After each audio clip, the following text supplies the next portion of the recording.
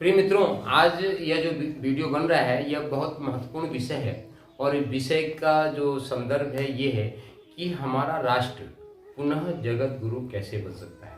हम अपने इस राष्ट्र के मेधा शक्ति का, इस राष्ट्र के पुरुषार्थ का पूरे विश्व में कैसे हम पताका लहरा सकते हैं, इस विषय पे हम आपसे चर्चा करने का मन है। और यह चर्चा मित्रों बहुत ही चिंतन और मंथन करने के बाद आया हुआ है, क्योंकि मित्रों इस मिट्टी का एक नारा है, उठो धरा के वीर सपूतो धरती स्वर्ग बनाना है। उठो धरा के वीर सपूतो धरती स्वर्ग बनाना है। यह इस मिट्टी का एक संकल्प वाक्य है मित्रों, यह ध्येय वाक्य है। हर पल, हर सांसें, हर क्षण हम सिर्फ इसी विषय पर चिंतन करते हैं मित्रों कि इस भारत राष्ट्र को कैसे हम दुनिया में सर्वोपरि बना सकते हैं। आपके मन में आ रहा होगा क्या यह संभव है? हाँ मित्रों, ये संभव है।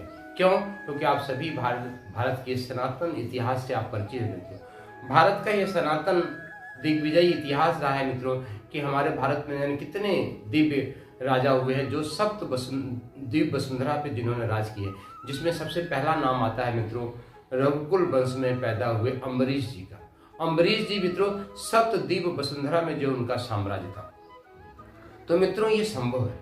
अभी हम बहुत ही संक्षिप्त में बात करना चाहते हैं कि यह कैसे संभव है। मित्रों, भारत की सनातन संस्कृति को पुनः जागृत, तेजस्वी और ओजस्वी बनाने का सिर्फ एक और एक माध्यम है कि हमको अपने गुरुकुलों को, जो गुरुकुल की परंपरा थी, उनको पुनः जागृत करना ही पड़ेगा, क्योंकि गुरुकुल की परंपरा को जागृत किए बिना इस देश की सनातन संस्कृति को पुनः जागृत नहीं किया जा सकता है।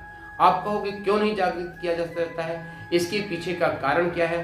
तो मित्रों इसके पीछे का कारण है हमारे युवा पीढ़ी में, हमारे बच्चों में संस्कार। आज आप देख रहे हैं कि भारत में चारों तरफ जिस चीज का आपने अनुभव किया होगा कि आज हमारी युवा पीढ़ी संस्कार विहीन हो गई। आप कहोगे कैसे कह सकते हैं आप ये बात? हम इसलिए कह सकते हैं कि आज आप देख लीजिए कि जिस भारत को में माँ बाप को ही भगवान माना जाता था, लोग माँ बाप को ही भगवान माना था, आज पूरे भारत के गांव में चिंतन कर लीजिए, देखिए कि आज की युवा पीढ़ी, जो नौजवान हमारे बालक और बालिकाएं हैं, जो बहू बन के आती हैं, आज अपने माँ बाप को रोटी तक देने के लिए तैयार नहीं। ये बहुत बड़ी विभत्स स्थिति भारत में बन चुकी है। किसी भी गांव में चले जाओ आप, चाहे मतलब किसी भी राज्य और प्रदेश का नाम लेना ठीक नहीं होगा, आप पूरे भारत में चले जाओ गांव में, कि पिता और पुत्र में इतना बड़ा झगड़ा जो है, विवाद छिड़ा हुआ है कि पिता जो है पुत्र को देखना नहीं चाहता, क्योंकि पुत्र पिता की सेवा नहीं करता, और पुत्र और बहुएं जो है अपने सास ससुर को रोटी देने के लिए तैयार नहीं। तो मित्रों इन सारी समस्याओं का समाधान कैसे किया जा सकता है? इन सारी समस्याओं का समाधान सिर्फ तब किया जा सकता है जब हम गुरुकुल परंपरा को पुनः चालू करें, पुनः लागू करें।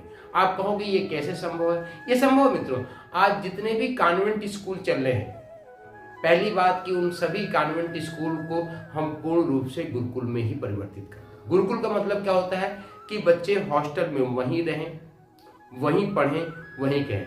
इसके लिए सबसे पहले जो हमारी गुरुकुल की शिक्षा प्रणाली है, इसको आर्थिक रूप से एक ऐसा इसका स्ट्रक्चर तैयार करना पड़ेगा, एक ऐसा संरक्षण तैयार करना पड़ेगा जो सबके लिए समावेशी हो, जो सबके लिए जो है उपयोगी हो। सभी लोग अपने बच्चों को ऐसे गुरुकुलों में पढ़ा सकते हैं। इसका लाभ क्या होगा मित्रों? मित्रों हमारा ये जो मस्तिष्क है, इस पे संस्कारों की जो अंकुरण है, संस्कारों का जो बीज है, बीज पड़ता है, बीज से जो धीरे धीरे अंकुरित होकर बट वृक्ष बनता है मित्रों, यह प्रक्रिया बहुत धीमे धीमे चलता है। यह एक दिन में तैयार नहीं होता मित्रों, ये संस्कार डालने की प्रक्रिया।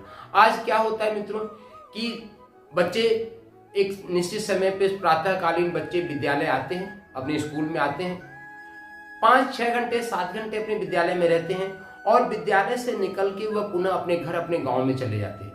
इससे होता क्या है मित्रों कि और हमारे विद्यालयों में पढ़ाया भी क्या जा रहा है? साइंस पढ़ाया जा रहा है, मैथ पढ़ाया जा रहा है, हिस्ट्री पढ़ाई जा रही है, भूगोल पढ़ाया जा रहा है, पर जो सबसे महत्वपूर्ण विषय है नैतिक शिक्षा, वह नैतिक शिक्षा का हमारे किसी स्कूल में पठन पाठन आज के दिन में लगभग नहीं होता है।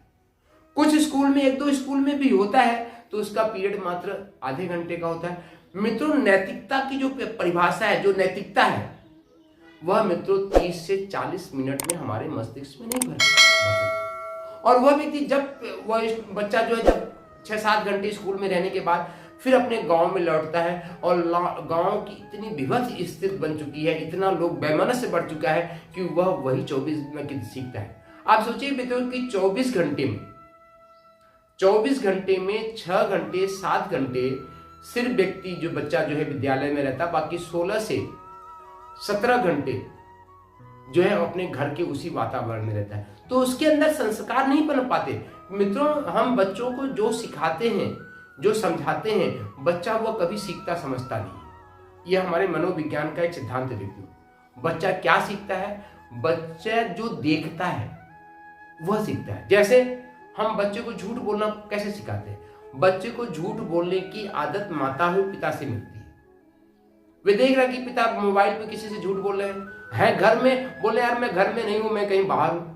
तो मित्रों, ऐसी छोटी छोटी बातें बच्चों के मन मस्तिष्क में जड़ जमा देती हैं। उसको ये लगता है कि जब हमारे पिता ही झूठ बोल रहे हैं तो हमारे को झूठ बोलने में कोई आपत्ति नहीं है, और वे कल आपसे ही झूठ बोलने लगता है। तो इन सारी समस्याओं का समाधान क्या है मित्रों? क्या आपको पता होगा मित्रों कि हमारे गुरुकुल में जब बच्चे 2-3 वर्ष के होते थे तो वे गुरुकुल में पहुंच जाते थे, और गुरुकुल से जो है वे 25 वर्ष की अपनी पूरी शिक्षा पूरी करके जब वे समाज में आते थे। क्योंकि मित्रों, जब व्यक्ति 25 वर्ष तक, मतलब 0 से लेके 25 वर्ष की आयु तक पहुंचता है, तब तक उसका जो मन मस्तिष्क है, उसके जो विचार हैं, उसके मन में, जीवन में जो संस्कार डाले जाते हैं, वे पूरा अस्थायित्व ग्रहण कर लेते हैं। पूरा विचार, पूरा संस्कार उसके मन में अस्थायित्व ग्रहण कर लेता है।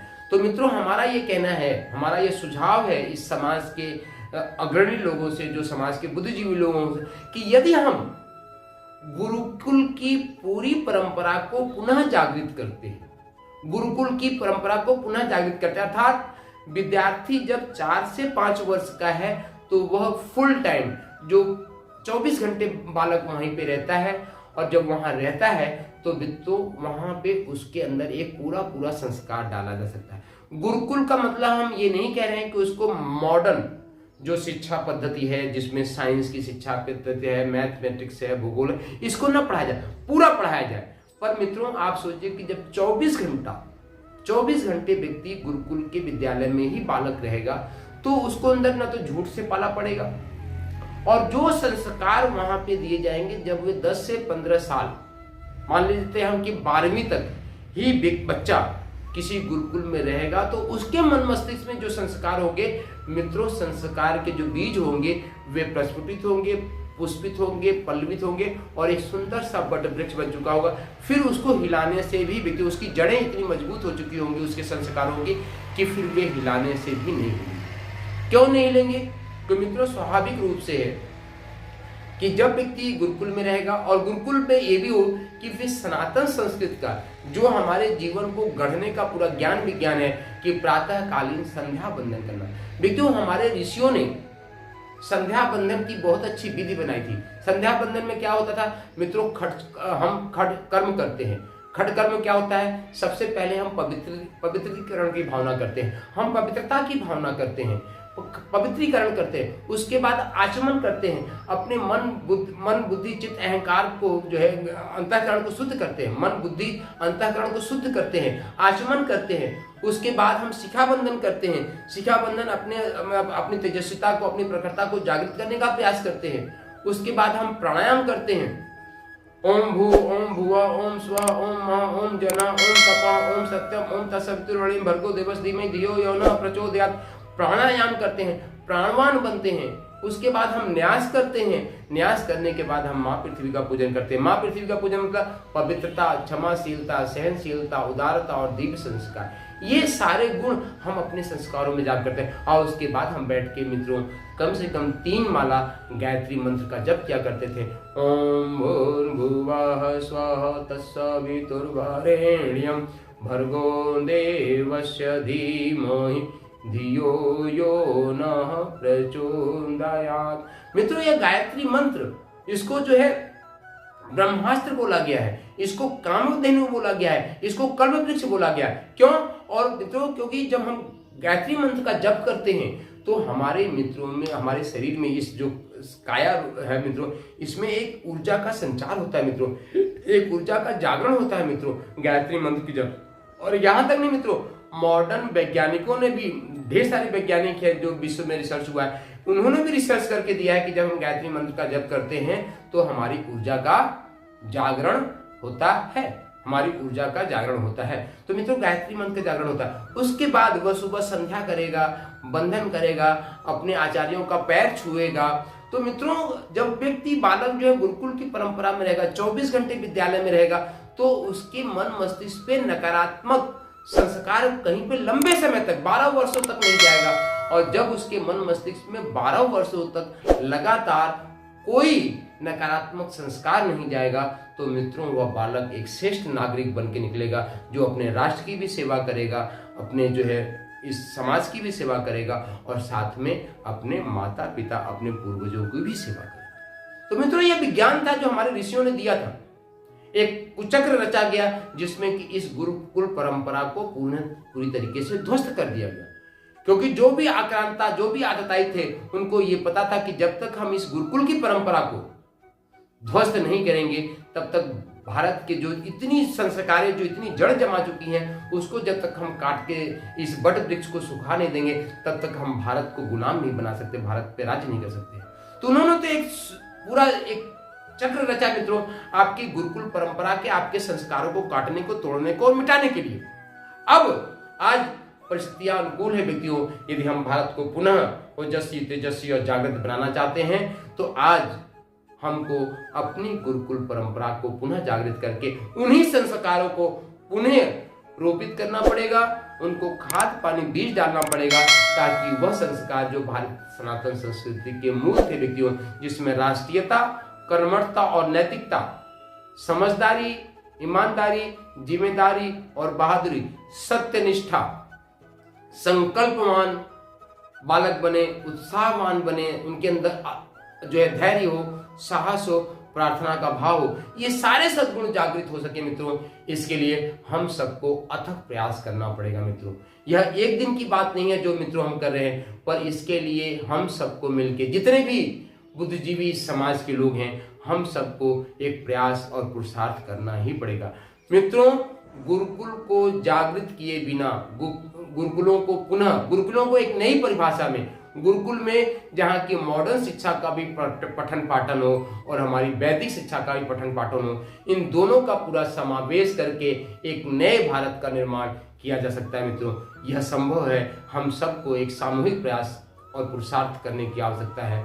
तो हम सब लोग सामूहिक प्रयास और पुरुषार्थ करेंगे। इसी आशा और इसी भावना के साथ आप सबको बहुत बहुत नमन वंदन मित्रों। यह वीडियो पसंद आई हो तो आप इसको लाइक करें, अधिक से अधिक लोगों तक इस विचार को पहुंचाएं। इसके लिए इस वीडियो को शेयर करें अपने व्हाट्सएप पे, अपने फेसबुक पे, जो भी सोशल मीडिया है, इंस्टाग्राम पे आप इनको शेयर करें। इस वीडियो को सब्सक्राइब करें ताकि इस संबंधित और भी वीडियो इस यूट्यूब चैनल पे आएगा, जो ये चूंकि वीडियो ही राष्ट्र जागरण के लिए बनाया गया है, तो जो है आप इसको जो है सब्सक्राइब करें और आपके अपने मन में जो विचार हो, जो भाव हो, आप कमेंट्स में जरूर लिखें, ताकि इस वीडियो में जो भी त्रुटि इस दास से बन चुकी हो, उन त्रुटियों को सुधार किया जा सके। मित्रों, यह किंचन मित्रश्री के अंदर अभी त्रुटियां हैं और उन त्रुटियों को सुधार करने का प्रयास कर रहे हैं। आप अपना सुझाव आप अपने दें, हम इन त्रुटियों को सुझाव दूर करेंगे और आगे अच्छा प्रयास करेंगे। तो अब हमारे साथ सभी लोग जुड़े, तो उठो धरा के वीर सपूतों, धरती स्वर्ग बनाना है, उठो धरा के